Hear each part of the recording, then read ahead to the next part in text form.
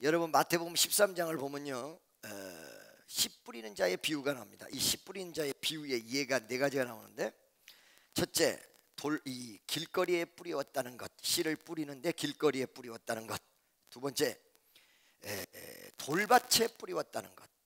세 번째, 가지덤불에 뿌리웠다는 것. 네 번째, 옥토에 뿌리웠다는 것. 이 네 가지의 비유가 나오는데, 앞에 있는 세 가지는 열매를 못 맺는 비유, 나머지 네 번째는 열매를 잘 맺어서 30배, 60배, 100배의 결실을 거두는 비유였습니다. 나는 이거를 지난날에 설교를 참 많이 했습니다. 많이 했는데 오늘은 뭘 가지고 설교를 할 것이냐면, 바로 여러분 길거리에 뿌리웠다는 것, 이 한 가지를 가지고 여러분에게 설교가 집니다. 왜 그거를 가지고 설교를 하려고 그러냐면 세 가지 이유 때문에 그렇습니다. 첫째, 30배, 60배, 100배의 결실을 거두기 위해서는 걷지 못하는 이유에 대해서 정확히 알아야 거둘 수 있는 비결이 나온다는 거예요. 실패의 원인을 알아야 성공의 역사가 일어난다는 거죠. 그렇기 때문에 실패는 성공의 어머니다, 이렇게 얘기하지 않습니까?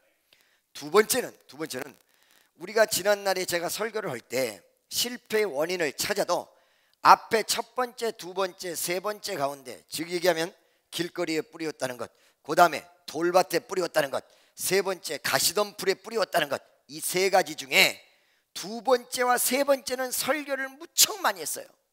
근데 첫 번째는 그냥 지나갈 때가 굉장히 많았다는 거예요. 왜?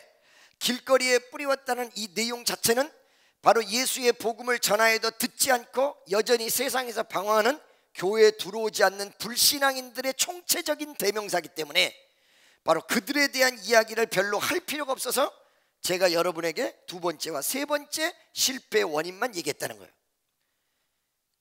세 번째는 바로 이 두 번째, 세 번째만 이야기해서는 실패의 원인을 제대로 찾을 수 없다는 거예요. 왜?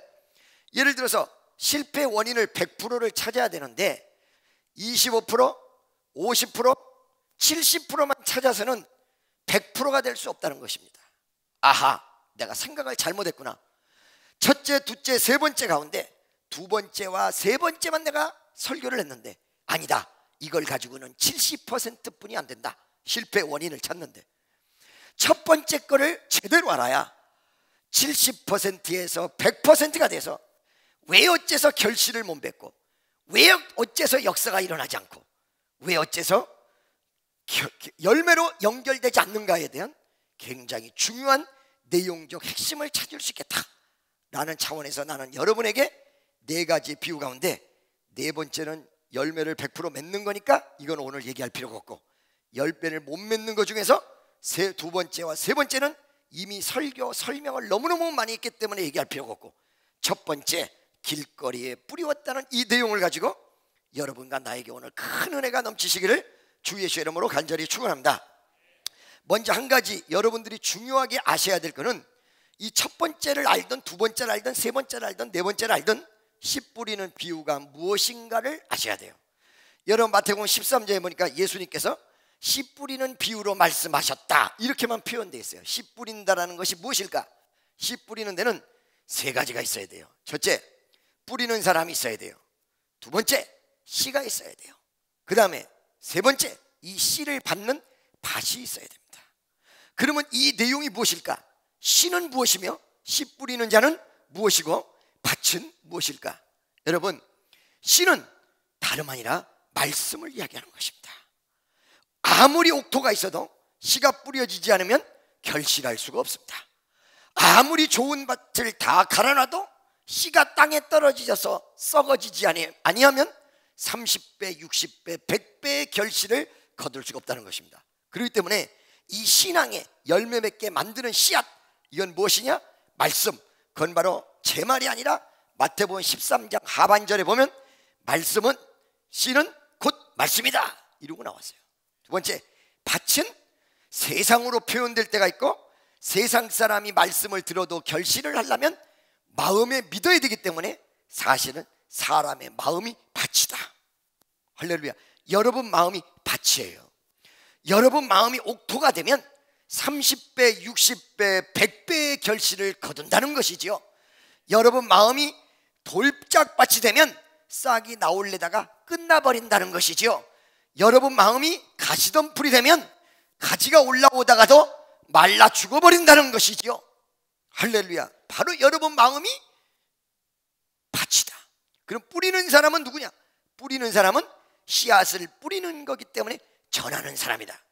여러분, 전한다라는 개념을 여러분들이 좀 아실 필요가 있는데, 전하는 것은 무엇이냐? 즉 얘기해서 여러분들에게 말씀을 선포하고 설교하는 것, 이 내용이 전하는 거예요. 이것만이 전하는 것이냐? 아니, 안 그래요. 여러분이 전도를 하기 위해서 옆 사람에게 복음을 전하는 것, 수 없는 사람에게 예수를 알리는 것, 그 다음에 몸으로서 행동으로 보여주는 것. 저 사람 참, 저 사람만 보면 교회 나가고 싶어. 모든 생활과 환경이 전부 복음이고 생활과 환경이 몽땅 다 기적이야. 이런 경우 많거든요. 근데 어떤 사람 딱 보면 저 사람만 보면 교회 나가다가도 그만 가고 싶어. 저런 것들이 교회에 있으니까 한국 교회가 망하지. 이런 사람도 있어요. 옆에 있는 사람에게 물어보세요.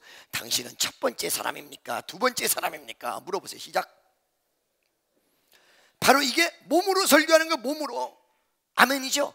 그렇다고 본다면 목사가 설교하는 것만 복음을 전하는 것이 아니라 여러분들이 나가서 예수에 대한 이야기, 그 다음에 몸으로 보이는 것, 전도하는 것, 그 다음에 성경 말씀을 이야기하는 것, 이 전체가 다 복음 전파요, 이것이 바로 씨 뿌리는 내용이라는 것입니다.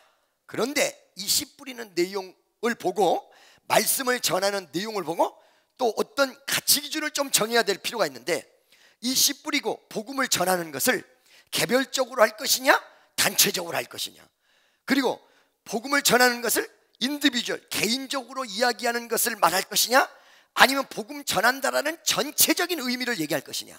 할렐루야. 여러분, 성경에 예수님께서 강권하여 내 성전을 채우라 그러고 얘기했어요. 뭐라고요?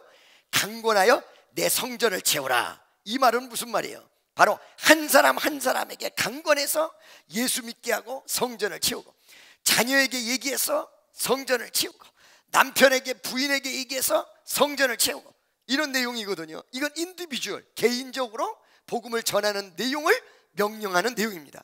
근데 오늘 이 본문 말씀 마태복음 13장은 개인적인 것이 아니라 통짜배기로 복음 전체를 의미하는 것입니다. 여러분, 영어로 all 알아요? all 킥, all 또 뭐 있을까요? all in, 올인. 무슨 소리인지 알겠죠? 나는 교회 올인해. 그 사람은 24시간 교회만 있는 거야. 자, 여러분, 그러니까 이 올이라는 단어가 여러분들 잘 들으셔야 돼요. 이 올이라는 단어가 단수로 쓰여질 때가 있고 복수로 쓰여질 때가 있습니다. 이 말이 무슨 말이냐? 그룹 전체를 하나로 보고 얘기할 때는 단수로 쓰여집니다. 그러나 그룹 전체 수 없는 숫자 전부를 이야기할 때는 복수로 쓰여져요. 자, 여러분, 인디비주얼로 개인에게 복음을 전할 때는 많은 숫자니까 복수일 거예요. 그러나 전체를 의미할 때는 단수로 이야기할 수 있듯이, 여러분, 오늘 마태복음 13장은 복음을 전한다는 전체적인 의미예요. 그렇기 때문에 한 사람 한 사람마다 복음을 전하는 내용이 나온 것이 아니라 마치 단체를 한 명으로 보고 쫙 뿌려버리는 거, 이런 내용을 오늘 마태복음 13장에서 이야기한다는 것입니다. 그러면 이렇게 전체적으로 쫙 뿌리는 복음 전반을 전파하는 이 내용을 이야기할 때 어떤 모습 속에 이야기했을 것인가? 우리가 잠깐 팔레스타인 지방에 농사 짓는 걸 한 번쯤 봐야 돼요. 여러분, 제가 설교가 좀 어렵습니까?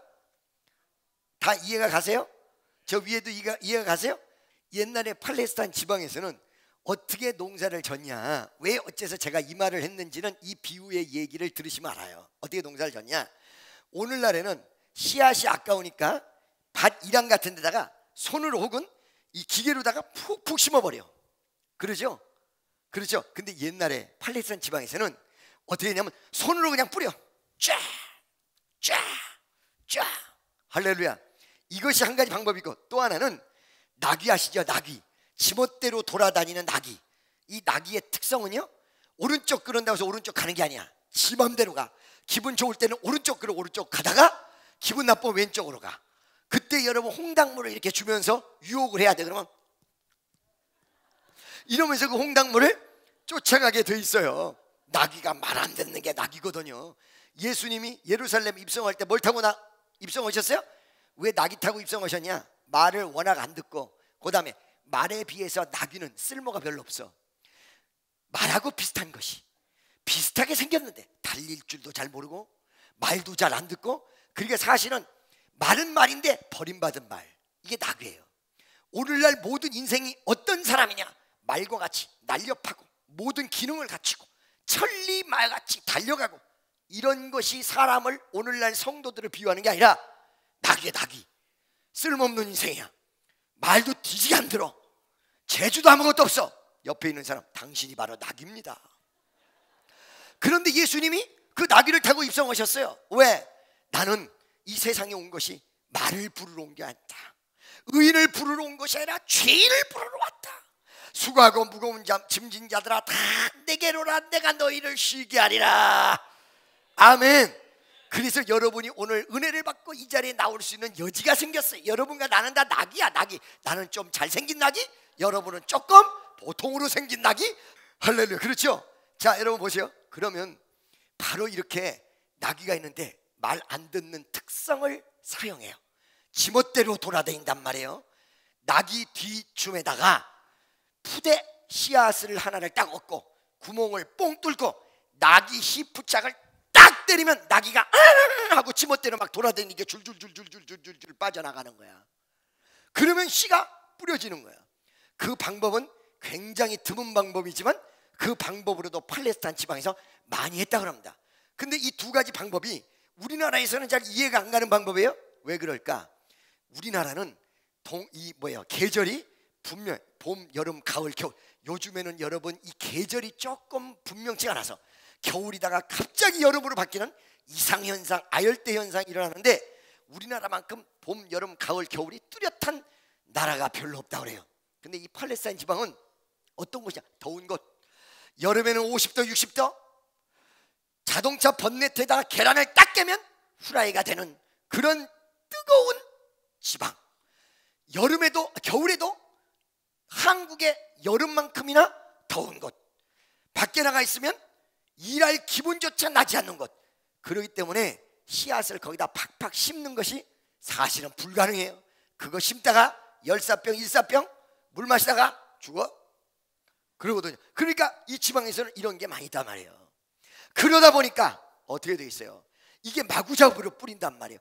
이 마구잡이로 뿌리는 내용에 대해서 세 가지의 중요한 부분이 있어요. 첫째, 오늘 이 본문 말씀은 한 사람 한 사람 심는 것을 얘기하는 것이 아니라 단체적으로, 전체적으로 복음을 전하는 총괄적인 의미를 이야기하는 거구나. 첫 번째. 두 번째는 여기서 주는 교훈은 한 사람 한 사람마다 심는 것과 전혀 다르게 책임 소재가 분명한 것을 얘기하고 있는 것입니다. 즉, 씨를 뿌리지 않았다면 뿌리지 않는 자의 책임. 무슨 말씀인지 아시겠어요? 여러분들이 복음을 전해야 될 사람들이라면, 복음을 전하지 않는다면 여러분의 책임. 왜? 아무리 옥토라도 아까 전에 얘기했듯이 씨 뿌림이 없다면 결실을 맺을 수 없다는 것입니다. 그래서 주님이 뭐라고 했냐? 전해야 될 사람이 전하지 않으면 그의 피를 그 전하지 않는 사람 손에서 찾으리라, 이렇게 얘기했어요.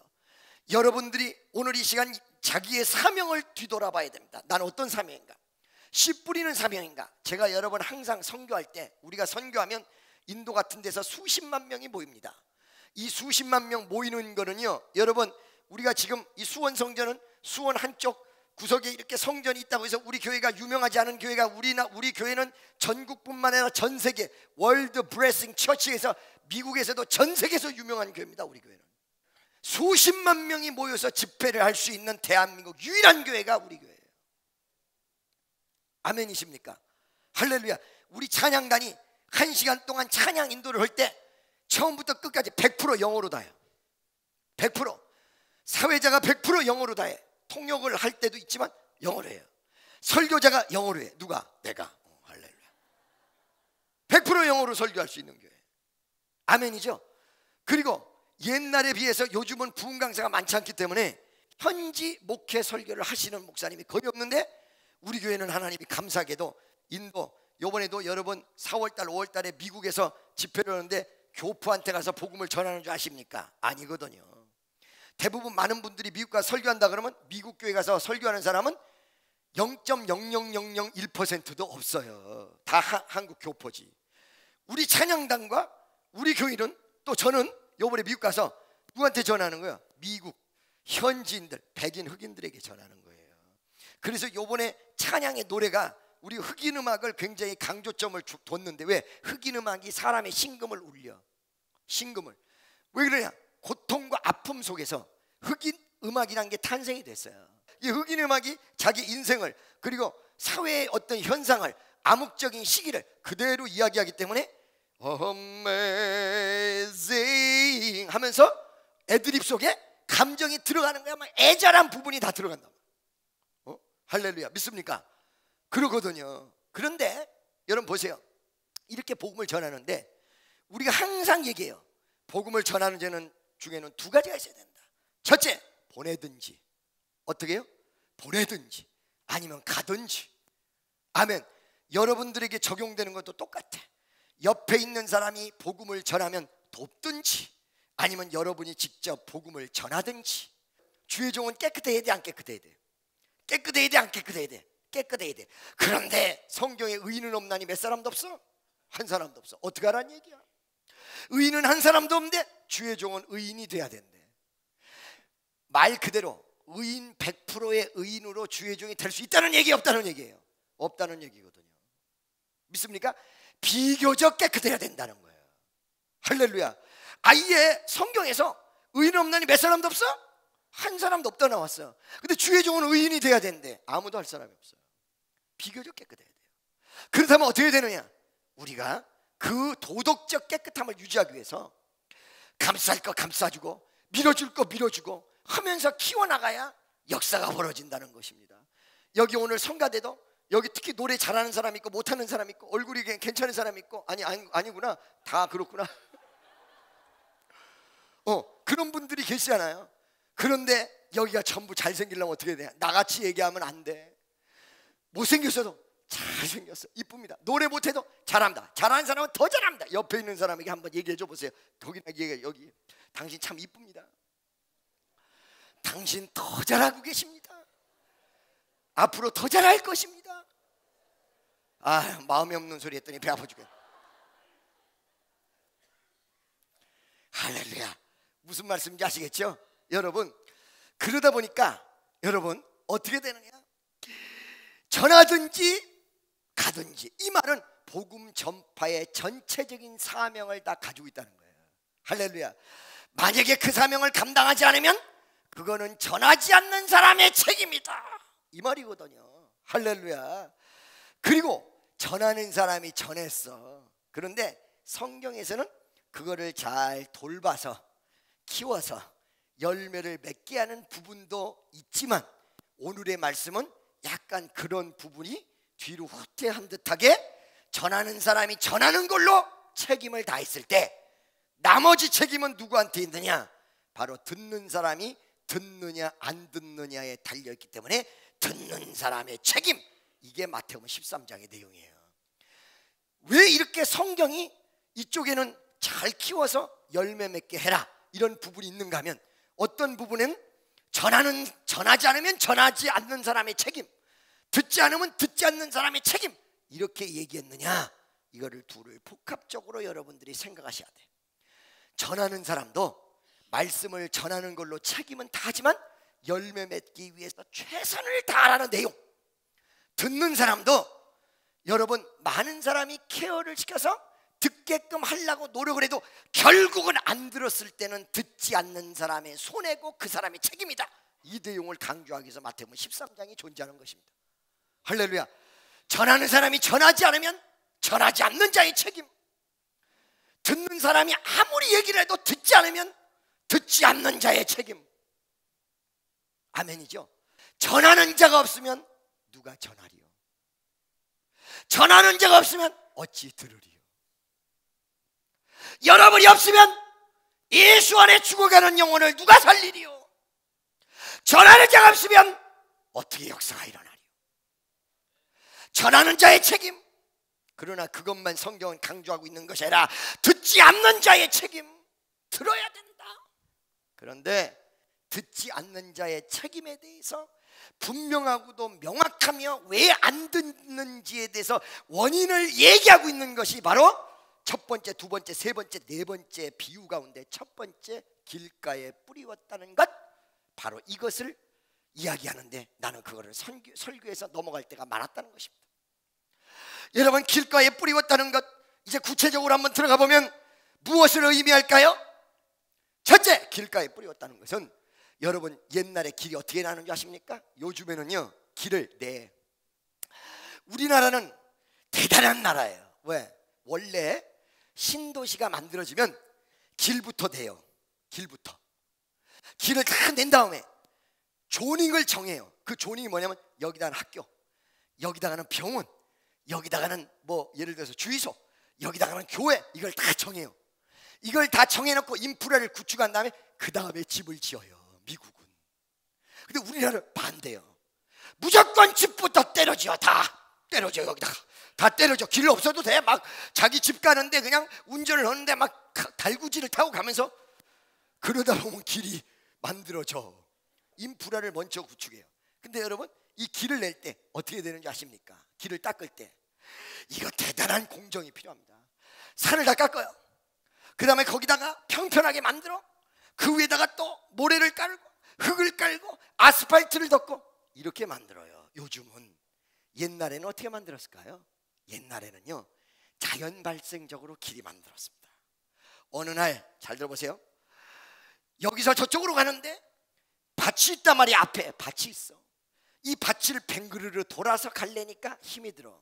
그러니까 주인이 없을 때 싹 눈치 보고는 그 밭을 그냥 질러서 가버리는 거야. 첫 번째 사람이 질러서 간 거를 보고 두 번째 사람은 자연스럽게 질러서 가. 그 다음에 세 번째 사람, 네 번째 사람, 다섯 번째 사람이 지나가고 수백 명이 지나가면 남의 밭이 어떻게 되느냐?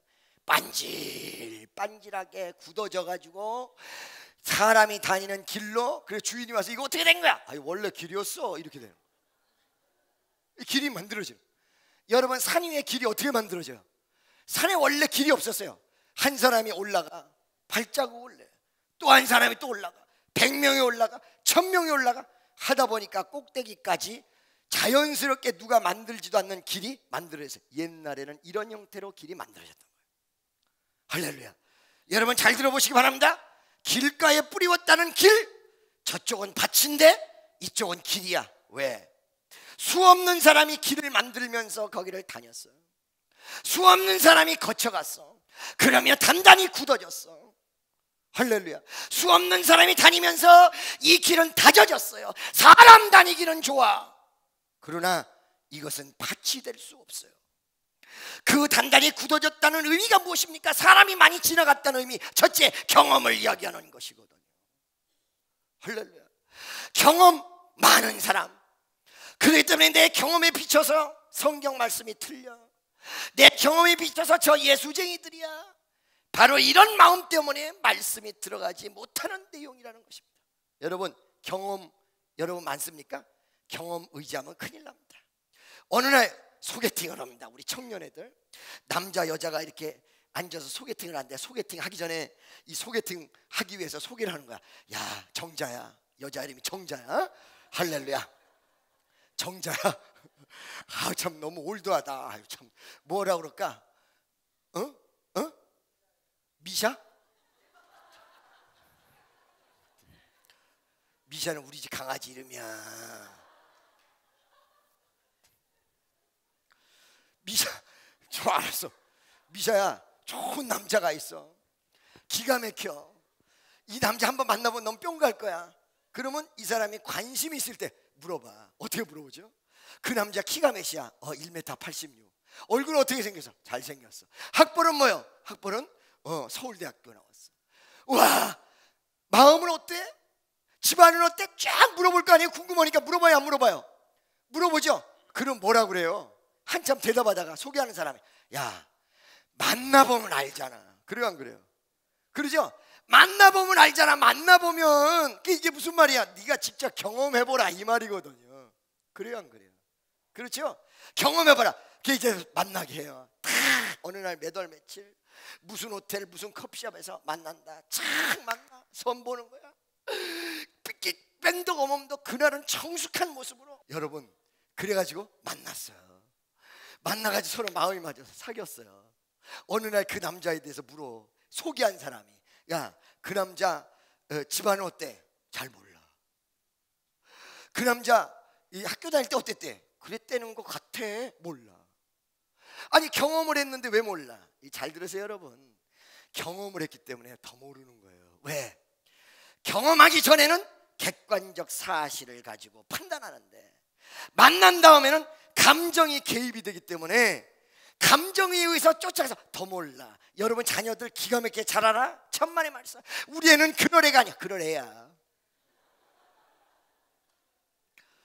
부모가 더 몰라. 부모가 옛날에 미국에서 어떤 목사님 사모님이 저한테 목사님 저는요 청년 사역을 하려고 합니다. 전화상으로 와가지고 저는요 청년 사역을 하려고 합니다. 대단히 멋을 부리면서 얘기를 하더라고요.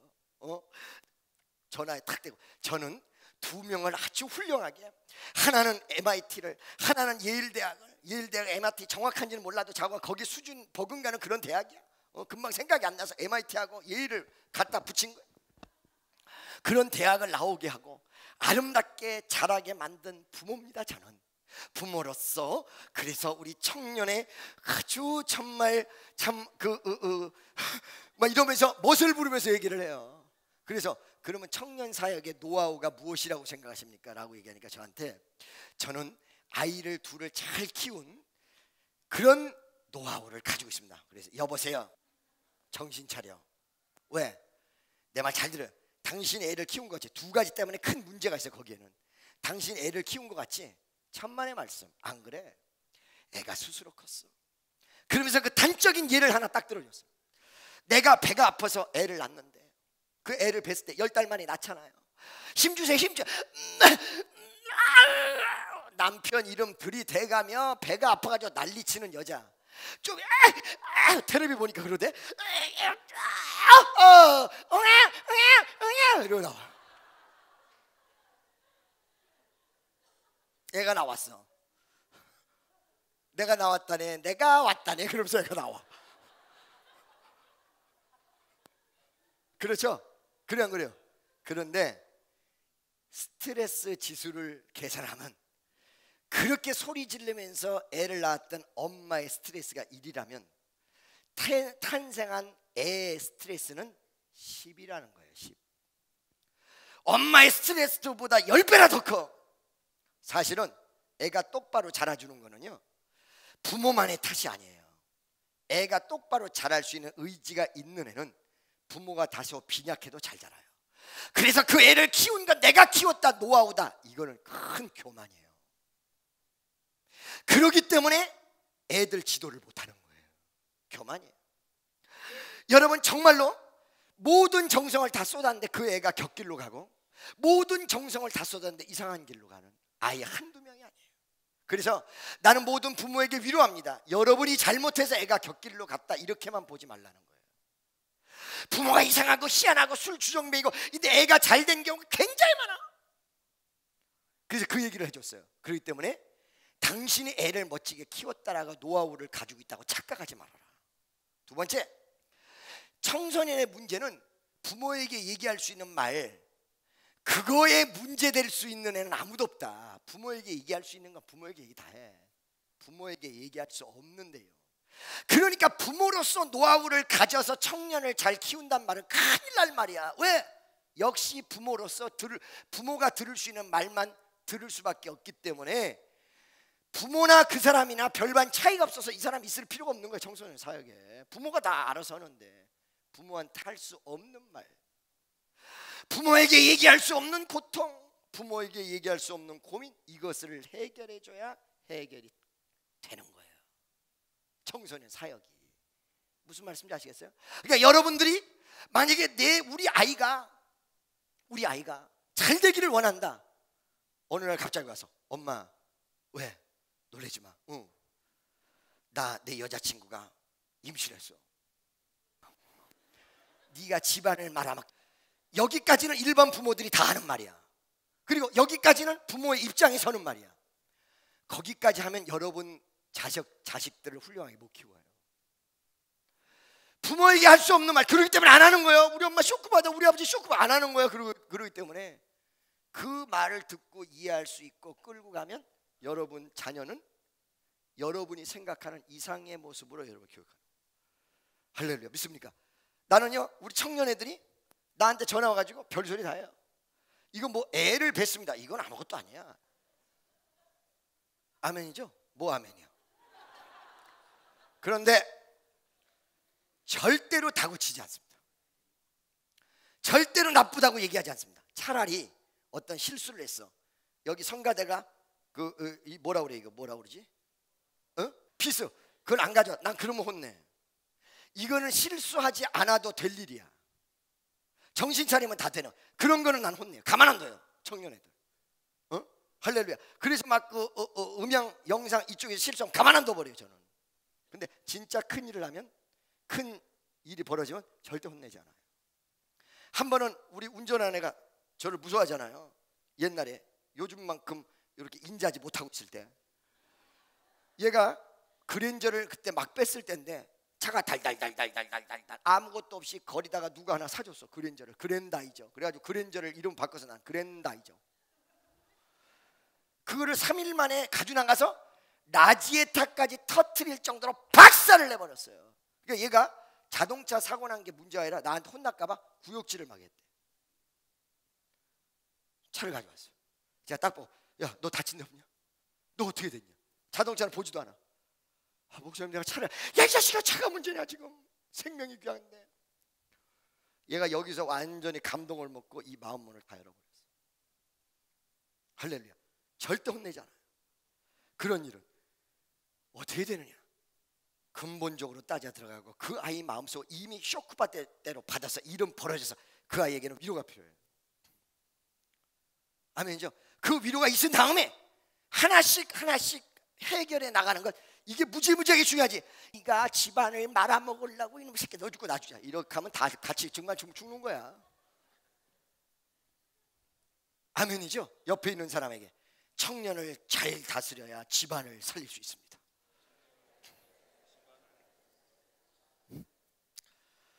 아멘입니까? 할렐루야. 바로 그거예요. 믿습니까? 여러분, 어느 순간에 내가 모든 것을 할 수 있다, 경험했다, 이거 무서운 거예요. 이게 사람 죽이는 거예요. 수 없는 사람이 걸어갔어. 경험이거든요. 왜 말씀이 안 들어오고 왜 은혜가 안 들어오는지 알고 계십니까? 꼭 비단 믿지 않는 저 바깥에 불신자들만 얘기하는 것이 아니라 변함없이 믿음 안에서 불신앙을 가진 사람들이 오늘날 얼마나 많이 있는지 모릅니다. 믿음을 가졌어요. 천만의 말씀. 예수 믿어요? 똑바로? 왜 그래요? 이쪽은 예수 믿어 구원받았다라는 내용이 있는데 또 한쪽은 경험상, 또 한쪽은 내가 지금까지 경험해본 결과라고 알려간, 아직까지도 경험해본 게 하나도 없는데 내일 경험해봤어요? 내일? 나는 어저께 내일 경험했다. 손 들어보세요. 60이 되든 80살이 되든 내일은 처음 경험하는 거야. 그 여러분 술집에서 써졌잖아요. 뭐라고? 오늘은 현찰, 내일은 외상. 외상할 수 있어 없어? 항상 내일은 처음이거든. 그러니까 외상할 수가 없어. 그 좀 얄밉게 써놨더라고. 오늘은 현찰, 내일은 외상. 그럼 내일 또 가면 또 오늘은 현찰, 내일은 외상. 아멘이죠? 믿습니까? 내일을 한 번도 경험해 보지 못했는데 오래 살았다는 내용 때문에 내일 일을 아는 것 같이 생각해요. 이래서 여러분 가슴 속에 경험이 무너지지 않기 때문에 길가라는 것입니다. 알겠습니까?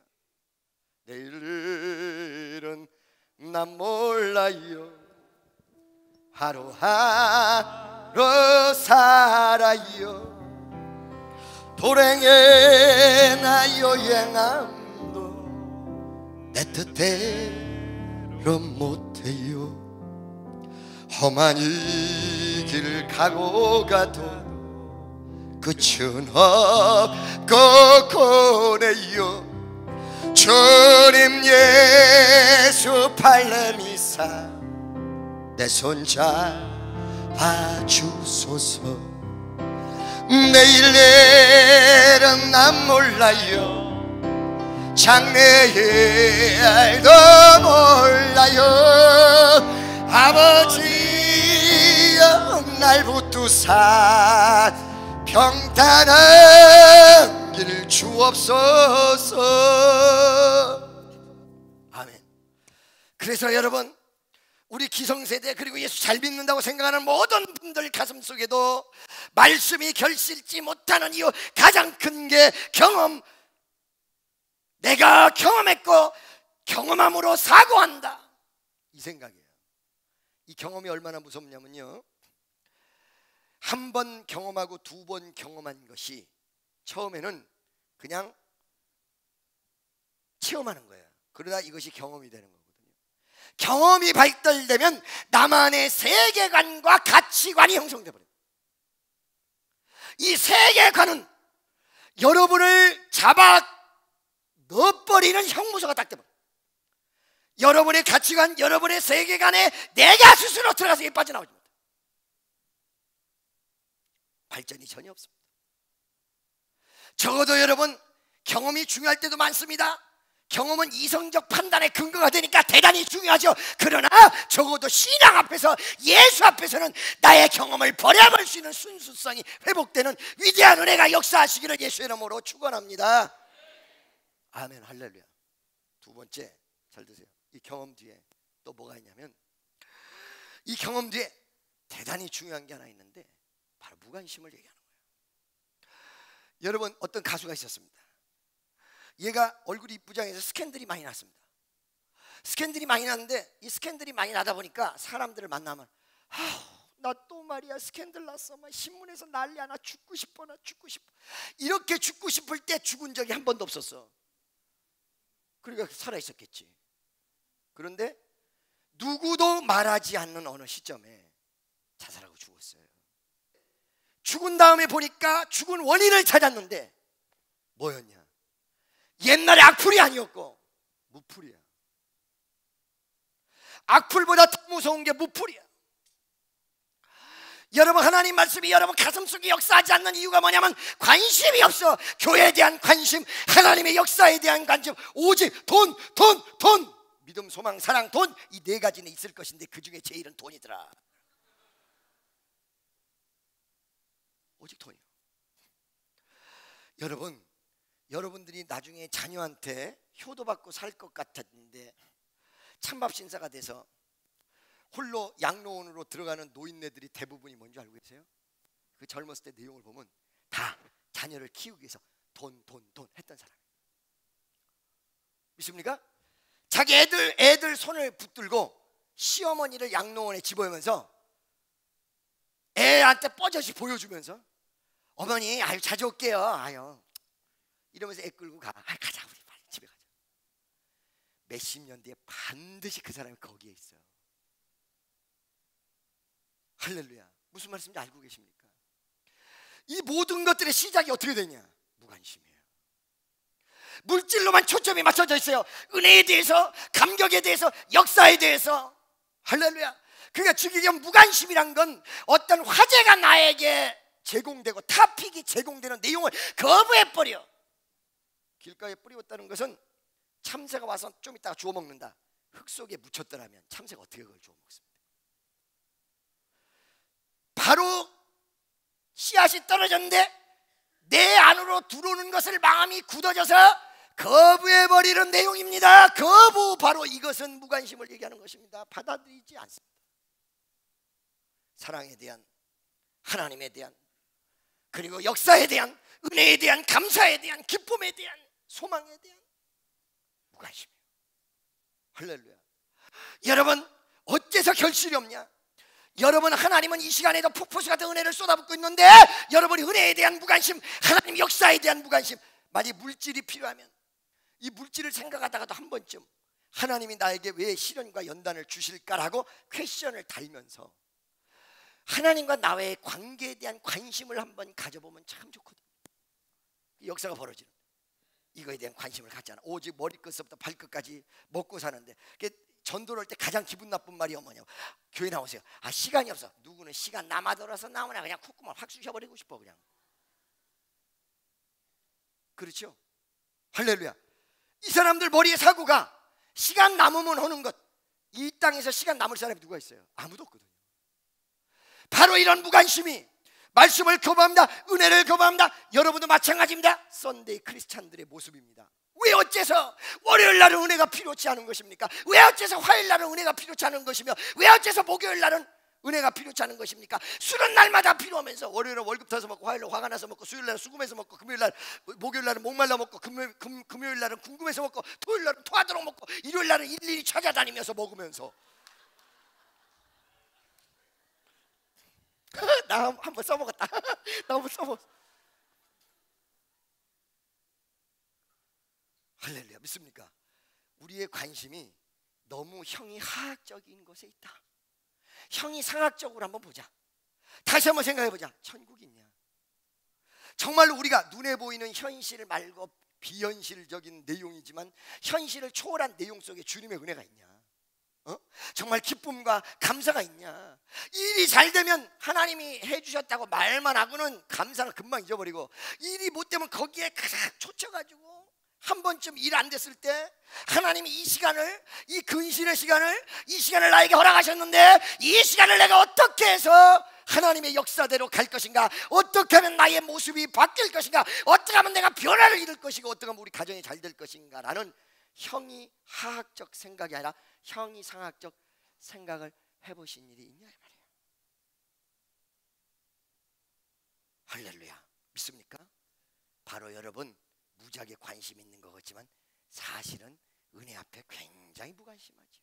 세 번째, 바로 여러분 이 길가에 뿌리웠다라는 내용이 여러분들이 굉장히 등한시하면 안 되는 것이, 제가 이 설교를 빼고 했다고 그랬잖아요. 항상 그러죠? 빼고 했다.